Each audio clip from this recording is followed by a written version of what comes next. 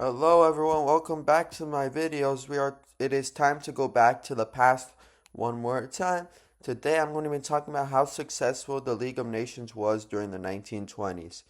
I'll go over its aims, how it worked, and some of its successes and failures, and then give an overall judgment on how efficient it really was. Alright, so a little background. As you remembered from previous videos, it was after World War One. There was massive destruction and loss of life. People were determined to prevent another war from happening. At the time, World War One was even called the war to end all wars. Because of this, there was a strong support for creating an international organization to maintain peace.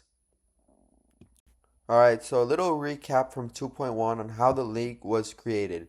The League of Nations was created in 1919 as a part of the Treaty of Versailles. It was strongly supported by US President Woodrow Wilson, who believed countries should work together to prevent conflict.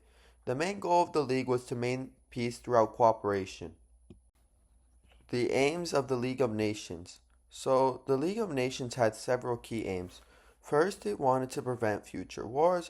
It aimed to promote disarmament, meaning reducing weapons. Another goal was to end secret diplomacy, which was believed to have contributed to World War One. Overall, the League wanted countries to cooperate and use collective security to maintain peace. Alright, so how the League worked. To achieve its goals, the League used different methods. Countries agreed to solve disputes through arbitration, meaning a neutral third party. The League also used economic sanctions like trade restriction, and they only used military action if as a considered last resort. Alright, so the structure of the League of Nations. The League of Nations had several main parts. The General Assembly, including all member countries and made decisions. The Council was a smaller group of powerful nations. The Secretaries handled daily work. There was a permanent court to deal with legal disputes. And various committees focused on issues like health and labor. Alright, so now we're going to go how the League was successful in the 1920s. The League had some success resolving smaller disputes. For example, in Testin 1920, the League divided the region peacefully. In the Åland Islands dispute, war was avoided, and in the Upper Sicilia, the area was split between Germany and Poland.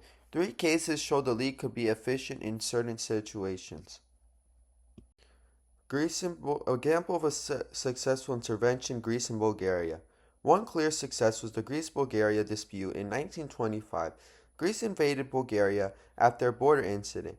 Bulgaria appealed to the League of Nations, and the League ordered Greece to withdraw. Greece followed the decision and even paid compensation, showing the League could stop conflict quickly.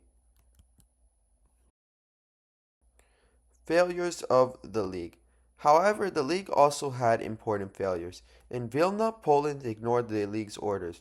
During the Corfu incident, Italy forced Greece to pay compensation, 1923, and in the Ruhr, also 1923, France and Belgium actions without League's approval. These examples showed the powerful countries had often ignored the League even in the 1920s.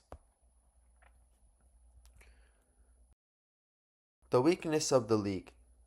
There were several reasons why the League struggled. First, the United States had never joined, which weakened it. Decisions had to be unanimous, which made action slow. The League also had no army, so it relied on member countries to enforce decisions.